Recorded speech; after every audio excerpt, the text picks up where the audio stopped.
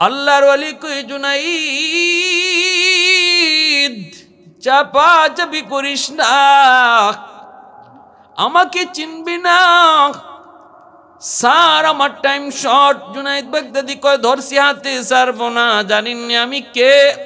বুজুর্গ ডাক দেয়া কই জুনাইদ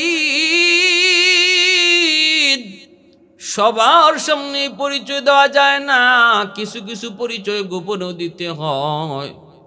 কানে কানে শোনো, আমি কে জানুনি, আমি গোলাম খিজির, আল্লাহর গোলাম খিজির আমার নাম। জুনাইদ বাগদাদি কয় আপনি কি সেই মুসা নবীর জমানার খিজির? বলে হ।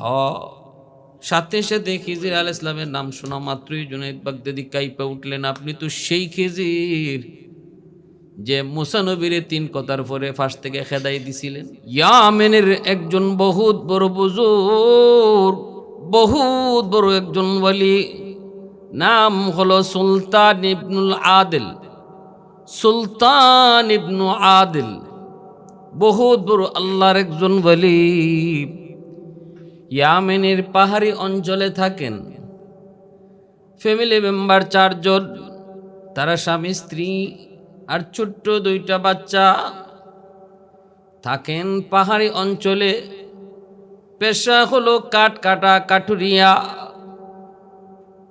জঙ্গল থেকে কাঠ কেটে এই কাঠ তিনি বাজারে বিক্রি করতেন, যা ইনকাম আসতো গো ওই ইনকাম দিয়ে তাদের সংসার চলতো।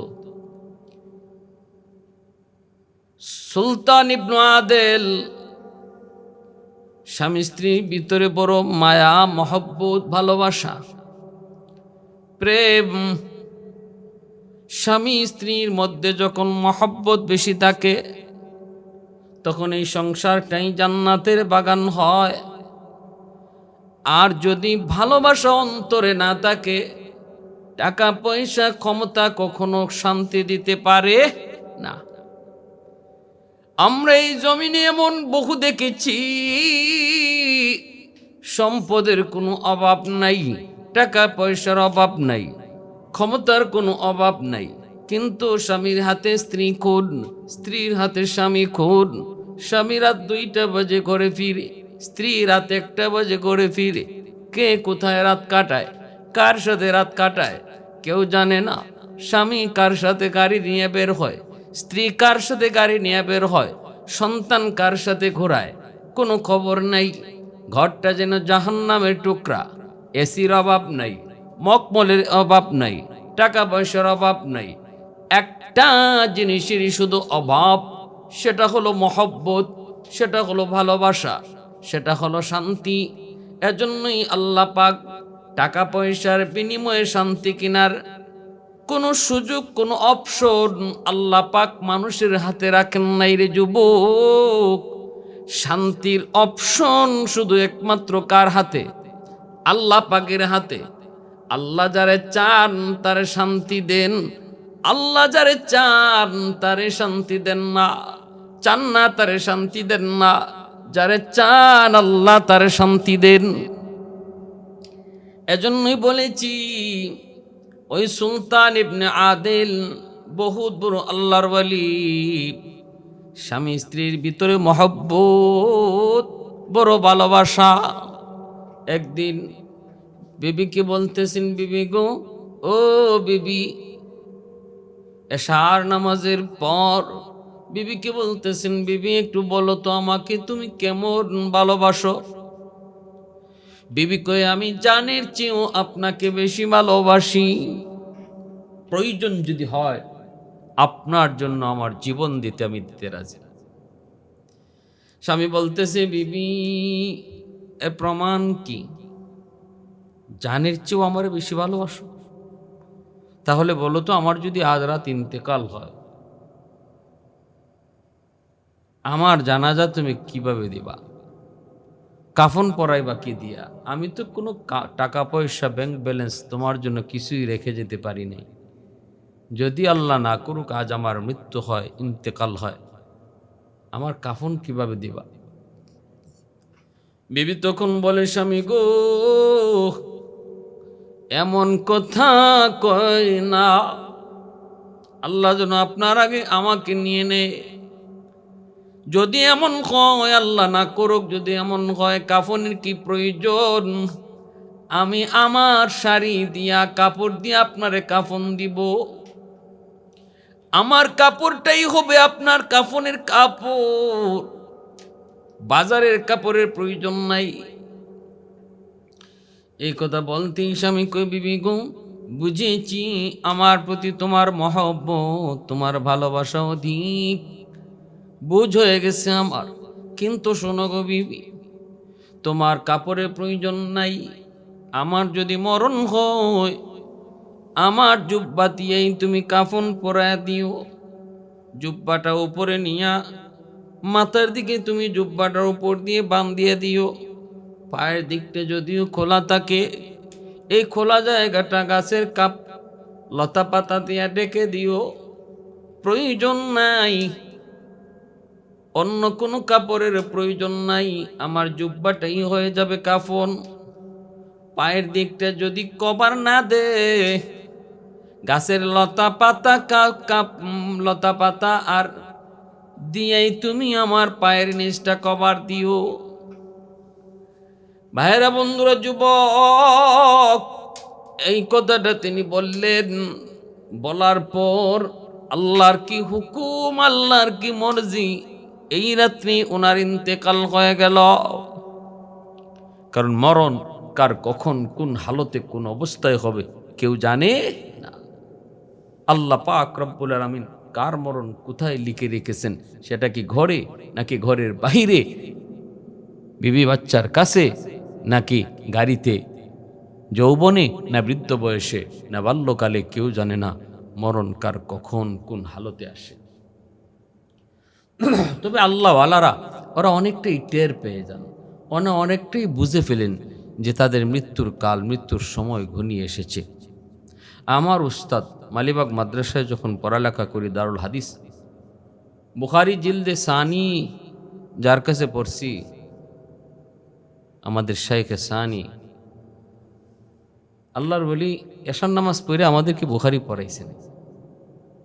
বুখারী শরীফ এশার নামাজ পড়ে পড়াইছেন। ওই রাত্রে ইনি যে রুমে থাকতেন, ওনার যে খাস খাদেম ছিল আমার বন্ধু, তারে বলতেছেন, বাবা আজকে তুমি আমার দরজা জানালাটা লাগাইও না, আমিও লাগাবো না, আমি আজ সারা রাত কোরআন তেলাওয়াত করব, আর আমার দরজাটা খোলা রাখো, মাঝে মাঝে এসে তুমি দেখে যাইও। আমার মন বলতেছে আজ রাত মেহমান আসবে। সুবহানাল্লাহ, আমার মন বলে আজ রাত হয়তো মেহমান আসবে। এই রাতটাই ছিল হুজুরের জীবনের শেষ রাত। আমরা দেখেছি, আমার বন্ধু আমাকে বলছে যে, দোস্ত, হুজুর তো এই ধরনের কথা বলছেন। আমরা রাত 1টা বাজে গেছি হুজুরের রুমে, যে এদিকে কোরআন তেলাওয়াত করতেছেন। রাত 2টা বাজে গেছি, তেলাওয়াত করেন। 3টা বাজে গেছি, যে দেখি কোরআন তেলাওয়াত করা অবস্থায় হুজুরের মাথাটা কোরআন শরীফের সাথে ঠেক দেওয়া, অর্থাৎ নাই দুনিয়াতে, কোরআন তেলাওয়াত করা অবস্থায় ইন্তেকাল করছে। আমার ভাইরা, বন্ধুরা, যুবক, এজন্য বলতেছি, কার মরণ কখন কোন হালতে কেউ জানে না। কারো মরণ গান শোনা অবস্থায়, গান গাওয়া অবস্থায়, কারো মরণ হারাম কাজে লিপ্ত থাকা অবস্থায়। আল্লাহর নবী বলেন, যদি কেউ হারাম কাজে মত্ত থাকা অবস্থায় কারো মরণ হয়, তাহলে তার মরণ হবে বেঈমানি মরণ। লা ইয়াজনি জানি হিনা ইয়াজনি ওয়া হুয়া মুমিন ওয়া লা ইয়াসরিকু সারিকু হিনা ইয়াসরিকু ওয়া হুয়া মুমিন। নবীজি বলেন, জিনাকুর যখন জিনা করে তখন ঈমান সাথে থাকে না। ঠিক এমনি ভাবে যদি কোনো চোর চুরি করে, চুরি করা অবস্থায় তার ঈমান সাথে থাকে না। ডাকাত যখন ডাকাতি করে তখন তার সাথে ঈমান থাকে না। ওই অবস্থায় যদি তার মরণ হয়, তাহলে বেঈমান হইয়া মরল, ঈমান সাথে যাবার শুনো সুযোগ পাইল না। আর আল্লাহর ওলিরা ওরা বুঝতে পারতেন, টের পাইতেন। তাদের মরণটা কোন হালতে কত সুন্দর হয় দেখেন, কোরআন তেলাওয়াত করা অবস্থায় মরণ। এজন্য আল্লাহর ওলিরা টের পায় যান। ওই দিকে দেখা যায় সুলতান ইবনে আদিল, সে তার বিবিকে বলতেছে, বিবি গো, আজ রাত হয়তো আমার জীবনের শেষ রাত, যদি আমার মরণ হয় তোমার কাপড় দিও, আমাকে জানাজা দেওয়া লাগবে না, কাফন পরানো লাগবে না, আমার জুব্বা দিয়ে কাফন দিবা, পায়ের দিকটা খোলা থাকলে সেই জায়গাটা তুমি লতা পাতা দিয়া কভার দিয়া দিও, যেমন কথা তেমন কাজ। কিন্তু বিবি বলতেছিল, স্বামী গো, এই রাতে যদি তোমার মরণ হয় তাহলে বুঝলাম আমি কাফন পরাইব এইভাবে, কিন্তু জানাজা দিব কে? জানাজা কাফন পরাইব কেমনে? জানাজা দিব কে? কিভাবে কি কি হবে আমি তো কিছুই জানি না, কিছুই বুঝি না। জঙ্গলের ভিতরে একজন মানুষ মরণ হবে, আর জানাজা কেমনে হবে? তখনই স্বামী বলতেছি, বিবি গো, আমার মরণের পর তুমি আমার সন্তানকে তুমি এলাকায় পাঠাইবা, ইমাম সাহেবের কাছে পাঠাইবা, ইমাম সাহেব আসলে পরে রাতের অন্ধকারেই আমাকে দাফন দিয়া দিবা। বিবি বলতেছে, যদি অন্ধকারে ইমাম সাহেব না আসেন, গ্রাম থেকে যদি এই পাহাড়ি অঞ্চলে কেউ না আসে রাতের অন্ধকারে জানাজা পড়ার জন্য, তাহলে কি করব? এবার সুলতান ইবনে আদিল বলতেছে, বিবি গো, যদি এমন হয় তাহলে কাউকে দরকার নাই, তুমি আমার দুটা নাবালিক সন্তানকে নিয়ে পাহাড়ের উপরে উঠবা, ওইটা তাদের কাছে হাত দিয়া, তাদের কাঁধে হাত দিয়ে তুমি একটা এলান করবা, ইয়া রব্বি কাদ মাতা সুলতান ইবনে আদিল। এইভাবে তুমি এলান দিবা, আল্লাহ, তোমার গোলাম সুলতান ইবনে আদিল ইন্তেকাল করেছে। এতটুকু বলতে পারবানি? কয় এতটুকু বলতে পারবো। কয় বাকিটা আমার আল্লাহর উপরে সবর্ত করবা, আর এতটুকু বলবা, মালিক, তোমার গোলামের জীবনের কোনো 2 রাকাত নামাজ যদি তোমার কাছে পছন্দনীয় হয় গো, এর উসিলায় তুমি তার মৃত্যুর পরবর্তী কাজ সমাধা করো কুদরতি ভাবে। বিবির কাছে এই কথাগুলি বইলা সুলতান ইবনে আদিল ওই রাত্রে ইন্তেকাল করেন। ইয়ামেনের বহুত বড় বুজুর্গ, তৎকালীন সময়ে বাগদাদের বহুত বড় বুজুর্গ বাগদাদি, আল্লাহর বহুত বড় একজন বুজুর্গ জুনাইদ বাগদাদি, তিনি বাগদাদে আছেন। এইদিকে উনার ইন্তেকাল হয়ে গেল ইয়ামেনের এক জঙ্গলে, ইয়ামেনের এক পাহাড়ি অঞ্চলে। কিন্তু ইমাম সাহেবকে খবর দেওয়ার জন্য বাচ্চারে পাঠাইছেন। ইমাম সাহেব বলতেছে, এত রাত্রে কেউ যাবে না পাহাড়ে, তোমরা যায় তোমার বাবার লাশ পাহারা দাও, সকালবেলা আমি মানুষজন নিয়ে জানাজা পড়ায় দেব। বাচ্চাগুলি কান্দে আর কয়, মা গো, কেউ আসে নাই। সাথে সাথে মায় কয়, বাবা কান্দিস না, তোর আব্বা বিকল্প একটা পথ বলে গেছেন। দুটা বাচ্চারে নিয়া দক্ষিণী মা বাচ্চার কাঁধে দুইরা আল্লাহর কাছে ডাক দিয়া কয়, ইয়া রাব্বি কাদ মাতা সুলতান ইবনে আদিল। সুলতান ইবনে আদিল কয় যখন আল্লাহর কাছে ডাক দিয়া কয়, মালিক, আমার স্বামী তোমার গোলাম জীবনে যদি 2 রাকাত কোনোদিন তোমাকে খুশি করার জন্য নামাজ পড়ে থাকে, ওই নামাজের উসিলায় তুমি তার জীবনের মৃত্যুর পরবর্তী কাজটা তুমি সমাধা করো। ভাইরা বন্ধুরা আমার, আওয়াজ পৌঁছে গেল মালিকের দরবারে। আল্লাহ পাক মানুষ সুবি ফেরেশতা পাঠায় দিয়েছেন বাগদাদি জুনাইদ বাগদাদির কাছে। জুনাইদ বাগদাদির কাছে একজন মানুষ সুবি ফেরেশতা এসে কয়, জুনাইদ কোথায় আছো? কয়, বাগদাদে আছি। ইয়ামিন এখান থেকে কত দূর?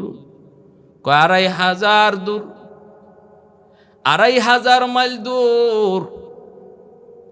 কয়, এখনই ওই জায়গায় যাইয়া একটা জানাজার নামাজ পড়া লাগবে, এখনই যাওয়া লাগবে। রাত পোহানোর আগে আগে তার জানাজাটা পড়া লাগবে। সে বহুত বড় আল্লাহর একজন ওয়ালি, রাতের অন্ধকারেই তার জানাজা পড়া লাগবে। জুনায়েদ বাগদাদি বলেন, আমার সাথে আরো 13 জন যাবে, কিন্তু কেমনে যাব?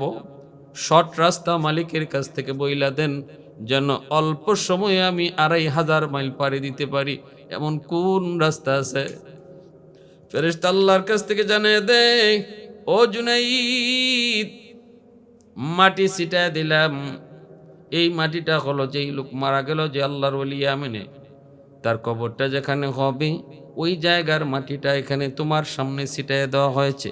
এখানে তুমি সেজদায় পড়ো, সেজদায় পড়ো, সেজদা থেকে মাথা উঠাইলে পরে দেখবা ইয়ামেনের সেই জঙ্গলে তুমি হাজির। জুনায়েদ বাগদাদি 13 জন সাথী নিয়া সাথে সাথে আল্লাহর কুদরতি কদমে সেজদায় পড়ে গেলেন। সেজদা থেকে মাথা উঠাইলেন, সুবহানা রাব্বিয়াল আলা, সুবহানা রাব্বিয়াল আলা, সুবহানা রাব্বিয়াল আলা। সেজদার তাসবিহ পইরা মাথাটা উঠায়া দেখেন তারা আর বাগদাদে নাই। মুহূর্তের ভিতরে আল্লাহ পাক এক পলকে 2500 মাইল ইয়ামেনের ওই পাহাড়ি অঞ্চলে হাজির কইরা দিছেন। এটা একমাত্র সম্ভব কার দ্বারা? একমাত্র সম্ভব আমার আল্লাহ পাকের কুদরতের দ্বারা। কাদের কুদরত দারি বরকামাল, আনতা রব্বি আনতা হাসবি যুল জালাল, আনতা রব্বি আনতা হাসবি যুল জালাল। বরি আজ চৌচিরাই, বরি আজ সুরত রঙ্গি, বরি আজ ইজ্জ নিয়াজি, বরি আজ বিম উমিদি, বরি আজ খুরদন ও খুফতন, বরি আজ তোহমত মর্দন, বরি আজ বিম উমিদি, বরি আজ রঞ্জ বালাই। আহাদুন আহাদুন সামাদুন লাইসা কামিসলি সামাদুন লাইসা কাফাদলিক, লিমানিল মুলকু তুগু ই তু সাজাওয়ার খুদাই, তু খুদাওয়ান্দে ইয়ামিনি, তু খুদাওয়ান্দে ইয়াসারি, তু খুদাওয়ান্দে জামিনি, তু খুদাওয়ান্দে সামাই। জুনায়েদ বাগদাদি দেখতেছেন একটা লাশ, একটা মহিলা 2টা বাচ্চা নিয়ে অসহায়ের মতো লাশের পাশে বসা। মা, এই লাশটা কার? আমার স্বামী, নাম হলো সুলতান ইবনে আদিল। জুনায়েদ বাগদাদির নামটা শুই নাই, তিনি বলে বুঝে গেছেন এই সে আল্লাহর ওলি।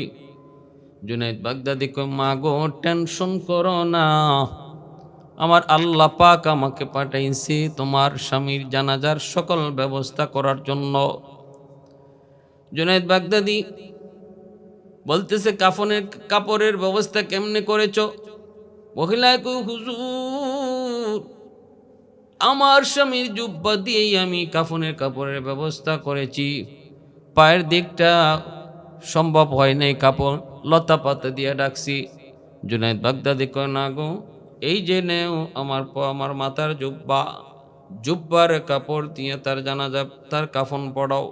সাথী সঙ্গী যে 13 জন আসছিল তারা কয়, হুজুর, আমরাও আমাদের জুব্বাটা, আমাদের পাগড়িটা দিয়ে দিব, এই পাগড়ির কাপড় দিয়ে তার কাফনের কাপড়ের ব্যবস্থা হোক। 13 জনের 13টা পাগড়ি যখন দিলেন, মাত্র 5টা লাগলো, 3টা লাগলো তার, কিন্তু বাকিগুলা নিচে মাটির নিচে বিছায়া চাদর বানায় দিছেন। যেই আল্লাহর ওলি মৃত্যুর আগে স্ত্রীকে বলতেছে, বিবি গো, আমার কাফনের কাপড় কি দিয়ে দিবা? আল্লাহ পাককে খুশি করার কারণে আর আল্লাহ তার উপর খুশি হওয়ার কারণে কাফনের কাপড় আর এখন শর্ট না, বরং উফরায় পড়ছে, অতিরিক্ত হইতেছে। জানাজা পড়াইয়া দিবেন, জানাজা পড়ায় দিবেন। জানাজায় দাঁড়াইলেন, ইমামতি করতেছেন জুনায়েদ বাগদাদি, বহুত বড় আল্লাহর ওলি। ইমামতি করবেন জুনায়েদ বাগদাদি, পিছনে তার 4 সঙ্গী সাথী মুরিদান 13 জন, আর 2টা নাবালেগ বাচ্চা। ওই 2টা নাবালেগ বাচ্চা কার? সুলতান ইবনে আদিলের। জানাজা পড়াইবেন মাত্র হঠাৎ করে একজন বুজুর্গ আইসেই ডাক দেয়া কইস, ও জুনাইদ, সাবধান, জানাজা পড়াও না, এখনো জানাজা হবে না। জুনাইদ বাগদাদির হাতটা দুইরা জানাজা পড়াইতে আটকায় দিলেন, আর বলতেছেন জানাজা এখন হবে না, পরে। এই বইলা তিনি বলতেছেন আমাকে আমার আল্লাহ পাঠাইছেন। ও জুনাইদ, ওই যে আমার হাতে একটা ব্যাগ, এই ব্যাগটা খোলো, কইলা দেখো 3টা কাফনের কাপড় আছে। আল্লাহর পক্ষ থেকে কাফনের কাপড় পাঠানো হয়েছে। জুনাইদ বাগদাদি কয় হুজুর, আমরা তো কাফনের কাপড় তারে পরাইছি, কয় আল্লাহ তারে দিছে। সুবহানাল্লাহ। ভাইরা বন্ধুরা আমার, আল্লাহ পাক রব্বুল আলামিন কয় ওয়া ইয়াত্তাকিল্লাহা ইয়াজআল লাহু মাখরাজা ওয়া ইয়ারযুকুহু মিন হাইসু লা ইয়াহতাসিব। আল্লাহ কয় বান্দা, তুই যখন আমার হয়ে যাবি, আমি তোর হয়ে যাব, তখন তোর জন্য সব কইলা দিব, সব আমি কইরা দিব। তোমার সব কিছুর জিম্মাদার আমি আল্লাহ নিজে হয়ে যাব। রিজিকের ব্যবস্থা করব অজানা অচেনা জায়গা থেকে, কল্পনা হবে না। তোমার জীবনের সব কাজের দায়িত্বের জিম্মাদার আমি আল্লাহ হব। ভাইরা বন্ধুরা, এই অবস্থায় জুনায়েদ বাগদাদি তিনি ওই কাফনের কাপড়টাও বের করলেন। এরপরে ওই লোক অপরিচিত মুসাফির তিনি ডাক দিয়া বলতেছে, জুনাইদ পিছনে যাও, পিছনে যাও। এই মহান আল্লাহর ওলির জানাজা পড়ানোর জন্য আল্লাহ আমাকে আদেশ করেছে, জানাজা আমি পড়াবো, পিছনে যাও। জুনায়েদ বাগদাদি কথা বললেন না, পিছনে চলে গেলেন। কিন্তু চিনেন না, জানেন না কে সে আল্লাহর ওলি, কি তার পরিচয়, কেন কি জন্য আমাকে পড়াইতে দিল না, তারে পড়াইতে আল্লাহ কইল কে সে, কি তার পরিচয়। জুনায়েদ বাগদাদি কিছুই বলেন না। জানাজার নামাজ পড়ানো শেষ। এরপর মুসাফির ইমাম সাহেব ডাক দেখো, জুনাইদ ওই যে ব্যাগটা তুমি নিছিলা, যে ব্যাগটা কইলা কাফনের কাপড় বের করছো, এই ব্যাগের নিচে 1200 স্বর্ণ মুদ্রা আছে। এই 1200 স্বর্ণ মুদ্রা ওই মহিলার কাছে দিবা, সুলতান ইবনে আদিলের স্ত্রীর কাছে দিবা। তার 2টা অবুজ নাবালেগ 2টা বাচ্চা আছে, আল্লাহ পাকের পক্ষ থেকে হাদিয়া। বলবা এই ব্যাগ থেকে সারা জীবন যেন টাকা নেই, হাদিয়া নেই, স্বর্ণ মুদ্রা উঠায়, হাত ঢুকাইয়া বিসমিল্লাহ বলে হাত ঢুকাইবে আর নিবে, কখনো দেখবে না কতটুকু বাকি আছে। সারা জীবন ভর এই ব্যাগে তাদের হাজত পুরা করার জন্য আল্লাহ বরকত ঢেলে দিবে। বলবা কখনো যেন কুইজা তালাশ করে না দেখে কি পরিমাণ আছে। পায়রা বন্ধুরা এই বইলা তিনি বলতেছে আমি চলে যাই। জুনায়েদ বাগদাদি কয় যাইবেন পরে, আগে কোন আপনি কেডা, আমারে জানাজা পড়াইতে দিলেন না, আবার নাম দইরা দইরা যে সুন্দর করে ডাকতেছেন, মনে হইতেছে আপনি আমারে বহু আগ থেকে চিনেন, কিন্তু আমি তো আপনারে চিনি না, আমি তো আপনারে জানি না, চিনি না। আপনি কে, কি পরিচয় আপনার, একটু পরিচয় দিয়া যান। আল্লাহর ওলি কই জুনাইদ চাপা চাপি করিস না, আমাকে চিনবি না স্যার, আমার টাইম শর্ট। জুনাইদ বাগদাদি কয় ধরছি হাতে, ছাড়বো না, জানিনি আমি কে। বাগদাদের ঐতিহ্যবাহী, বাগদাদের সবচেয়ে বড় কুস্তিগীর হলাম আমি জুনাইদ। কুস্তিতে আমাকে কেউ হারাইতে পারে নাই। একাধিক স্বর্ণ মুদ্রা মেডেল আমি পেয়েছি, অনেকগুলি পুরস্কারে আমার সুকেশ ভরপুর। শক্তি করে আমার কাছ থেকে যেতে পারবেন না। ধরছি তো ধরছি, পরিচয় দেওয়াই লাগবে। কে আপনি, একটু তাড়াতাড়ি কর, ছাড়ব না, পরিচয় না পাইলে ছাড়ব না। জুনায়েদ বাগদাদি বাগদাদের সবচেয়ে বড় কুস্তিগীর ছিলেন। একাধিক পুরস্কার তিনি পাইছেন, একাধিক পুরস্কার তিনি নিছেন। তাকে আজও পর্যন্ত বাগদাদের কেউ হারাইতে পারে নাই। শেষ পর্যন্ত জুনায়েদ বাগদাদি তিনি কুস্তিগির করা অবস্থায় ফাইনাল রাউন্ডে যায় একজন নিঃস্ব কঙ্কাল সার বয়স্ক মানুষের কাছে জুনায়েদ বাগদাদি হারছেন। এটা আবার কেমন কথা? প্রথম মেডেল, সরকারি পুরস্কার, জাতীয় পুরস্কার দেওয়া হবে জুনায়েদ বাগদাদিকে, সরকারের পক্ষ থেকে ঘোষণা দেওয়া হচ্ছে। এখনই জুনায়েদকে পুরস্কৃত করা হবে। যদি কেউ থাকো অবজেকশন দেওয়ার দাও, আনিলে পুরস্কার দিয়ে দিব। তার সামনে কেউ দাঁড়াইবার সাহস নাই। বুড়া একজন মানুষ হাত উঠে কয়, যাবো না, আমার একটু সুযোগ দিন, আমি লড়ব। সবাই তো অবাক, ঘটনা কি? আপনার কি হুঁশ আছে?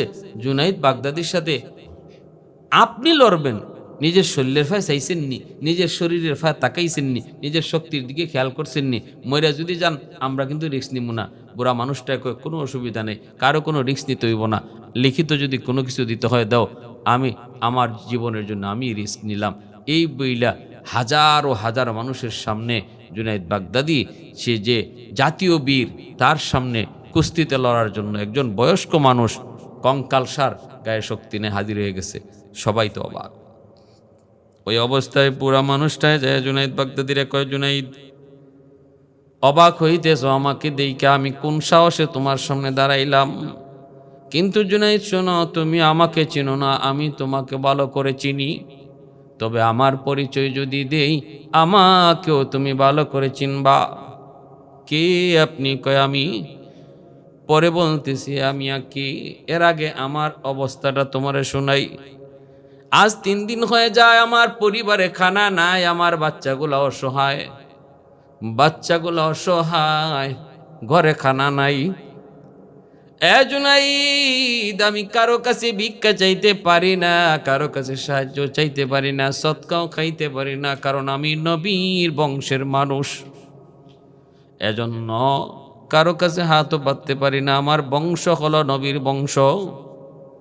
যদি তুমি আজকের এই প্রতিযোগিতায় আমার কাছে তুমি ইচ্ছা করে হেরে যাও, তাহলে তোমার এই হেরে যাওয়ার কারণে নবীর বংশের কিছু মানুষের মুখে খাদ্য জুটবে। আজ আমার বাচ্চাগুলো একটু হাসি ফুটবে, তাদের মুখে হাসি ফুটবে।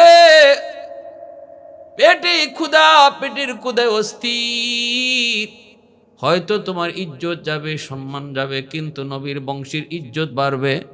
এখন একটু কও, নিজের ইজ্জত রাখবা না নবীর বংশের ইজ্জত রাখবা?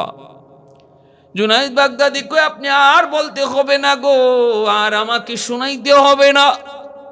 ইচ্ছা করে জুনাইদ বাগদাদি পরাজিত হলেন। ওই বৃদ্ধ মানুষটা জয়ী হলো, সরকারি মেডেল তারে দেওয়া হলো। মানুষেরা জিজ্ঞেস করে, জুনাইদ কেমনে কি হলো? কিছুই তো বুঝি নাই। জুনাইদ বাগদাদি কয়ে, বুঝতে হবে না, তার কাছে অদৃশ্য একটা পাওয়ার আছে, অদৃশ্য একটা শক্তি আছে, যেই শক্তির সামনে আমি পরাজিত হয়েছি। ওই রাত্রে জুনাইদ বাগদাদি তিনি স্বপ্নে দেখে আল্লাহর নবী ডাক দিয়ে কই, জুনাইদ আয় জুনাইদ আয়। জীবনভর তোর পরিচিতি ছিল বীর বাহাদুর কুস্তিগির হিসাবে, আজকে থেকে আমি নবী তোরে হাত ধইরা এই জায়গা থেকে উঠাইয়া পরিচয় দিলাম সুলতানুল আরিফিন, জগতের সকল অলিদের সরদার বানায়া আমি নবী তোমারে খুশি করলাম। যে আমার বংশের মানুষে ইজ্জত যায়, ইজ্জত দিয়া নিজের ইজ্জত খোয়াইল, আজ আমি নবী তারে ইজ্জতের সর্বোচ্চ আসনে বসাইলাম।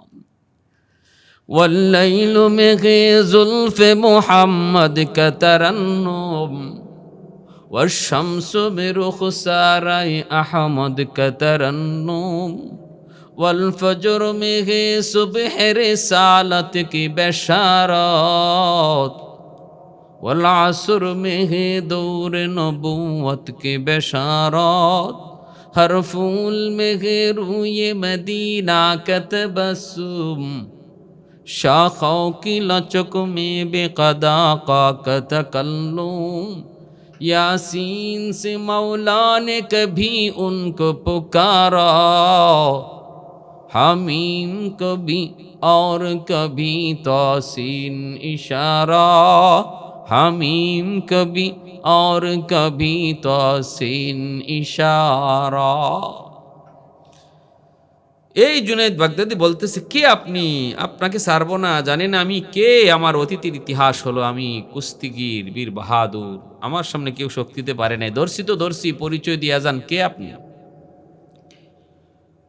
বুজুর্গ ডাক দেয়া কই, জুনাইদ,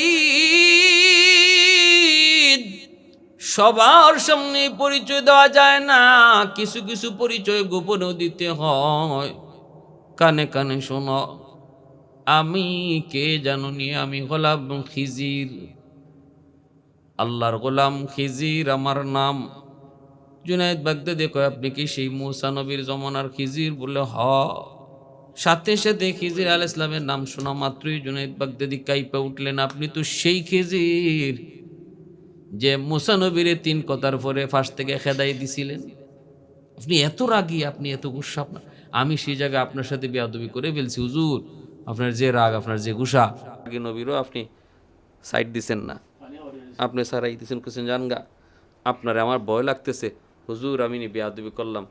খিজির ইসলাম না না, কোনো বেয়াদবি না, আমি আল্লাহ আমারে পাঠাইছে, আমি অনেক নবী রাসূলগণের সাথে আমার সাক্ষাৎ হয়েছে, আমার রাসূলের সাথেও আমার সাক্ষাৎ হয়েছে, রসুলের সাথেও আমি ছিলাম, হ্যাঁ, তোমার কাছে আমার আল্লাহ পাঠাইছে এই জানাজার শরীক হওয়ার জন্য।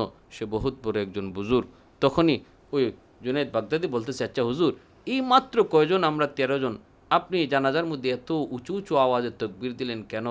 এই অল্প সংখ্যক মানুষে তো এত আওয়াজ দিতে হয় না। খিজির আলাইহিস সালাম বলেন, জুনায়েদ তুমি জানো না এই সুলতান ইবনে আদিলের মর্যাদা আল্লাহর কাছে কি পরিমাণ? জানা যায় তুমি দেখেছো তোমরা 12 জন আর 13 জন, কিন্তু আমি দেখেছি অন্তর চোখে 12,000 ফেরেশতা হাজির। 12,000 ফেরেশতা তার জানাজায় হাজির ছিল। এজন্য আওয়াজ জুড়ে দিয়েছি, নাও এই থলিটা নিয়া তার বিবির কাছে দিয়ে দিও। জুনায়েদ বাগদাদি রহমতুল্লাহ আলাইহি এই থলি নিয়ে মহিলার কাছে আসলেন, আইসা বলতেছেন, মাগো তোমার স্বামী তো জেনতেন কোনো সাধারণ মানুষ না, বহুত বড় আল্লাহর ওলি, যার জানাজার নামাজ পড়াইছেন হযরতে খিজির আলাইহিস সালাম। 12,000 ফেরেশতা যার জানাজায় শরীক হয়েছেন। ভাইরা বন্ধুরা, 12,000 ফেরেশতা যার জানাজায় শরীক, এমন একজন স্বামী, একটু কথা কও মা, আমার একটু কও, কি এমন নেকামল তার ছিল যে নেকামলের কারণে এত বড় মর্যাদা আল্লাহ তারে দিছে? তখনই তার বিবি বলতেছে, আপনি কেডা? কয়, আমার পরিচয় দিয়েও লাগবো নি? কয়, না, কোন আপনি কেডা? আমি এক গুনাহগার, নাম হলো জুনাইদ বাগদাদি। মহিলায় কই, বাবা যুবক, তুমি জুনাইদ বাগদাদি বলে কও? আমার স্বামীর জবানে তোমার কত নাম শুনেছি। তাহলে কি এমন নেকামল যে নেকামলের কারণে আপনার স্বামী এত মর্যাদা লাভ করেছে? কয়েক নাম্বার হলো, আমার স্বামী জীবনে কোনো দিন নামাজ কাজা করে নাই। 4টা আমল আমি তার পেয়েছি। আমার বিয়ের পর থেকে নিয়ে আমার চোখের দেখা আমার স্বামী জীবনে নামাজ কাজা করে নেই। আসসালাতু ইমাদুদ্দিন, নামাজ হলো দিনের স্তম্ভ, নামাজ হলো দিনের স্তম্ভ। নামাজের দ্বারাই একজন মানুষ সে মুমিন না কাফের এটা পরিচয় ঘটে। সর্বপ্রথম হিসাব আল্লাহ নিবে নামাজ।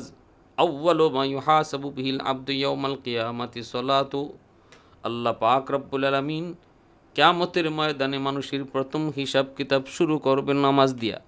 নামাজের হিসাব যার সুন্দর, তার বাকি হিসাব সুন্দর। নামাজের হিসাব যার গণ্ডগোল, সব হিসাবে গণ্ডগোল। 2 নম্বর নেক আমল আমার স্বামীর আমি পেয়েছি। ফজরের পরে কোরআন তেলাওয়াত, মাগরিবের পরেও কোরআন তেলাওয়াত, আল্লাহর কালামের সাথে তার সম্পর্ক, মহব্বতের সম্পর্ক, কোরআনের সাথে তার ছিল ভালোবাসা। কোরআন তেলাওয়াতে সে বড় পাগল ছিল। আফজালুল ইবাদাতি তেলাওয়াতুল কোরআন। রাসূল কয়, উত্তম ইবাদত হলো কোরআন তেলাওয়াত। এজন্য ওলি আল্লাহরা বেশি বেশি কোরআন তেলাওয়াত করেন।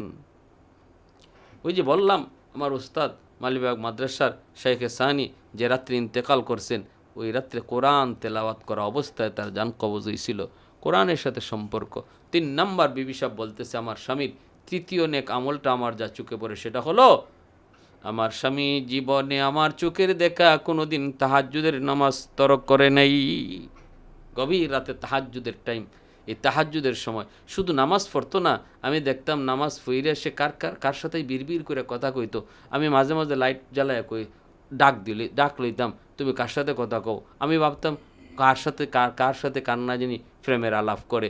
কিন্তু আমার স্বামী কইতেছে, বিবি গো, খালি নারী পুরুষের সাথে প্রেম না, আমি আমার মাশুকের সাথে প্রেম করি, আমি আমার মাশুকের সাথে কথা বলি। সে না তাহাজ্জুদ পইরা আল্লাহর সাথে কথা কইতো। 4 নম্বর নেকামল হালাল রুজি। আমার স্বামী একজন কাটুরিয়া, তিনি কাঠ কাটতেন, জঙ্গল থেকে কাঠ কাইটা বাজারে বিক্রি করতেন, ইয়ামেনের বাজারে। এই বাজারে বিক্রি কইরা যেটা কয়টা টাকা পয়সা পাইতেন তা নিয়ে সংসার চলত। কোনো দিন আমাদের হারাম ছোঁয়া লাগে নেই। হালাল ইনকাম অল্প অল্প হলেও আমার স্বামী সবসময় হালাল ইনকাম কামাই করতেন, হালাল কামাই দিয়ে আমাদের সংসার চলত। এজন্য মনে রাখবারে যুবক, যেই ঘরের মধ্যে হারাম ঢুকে, হারাম মাল ঢুকে, এই ঘরে কখনো আল্লাহওয়ালা তৈরি হয় না। আল্লাহওয়ালা তৈরি হতে হলে শর্ত হলো হালাল রিজিক। এবাদত যদি কবুল হতে হয় হালাল রিজিক শর্ত।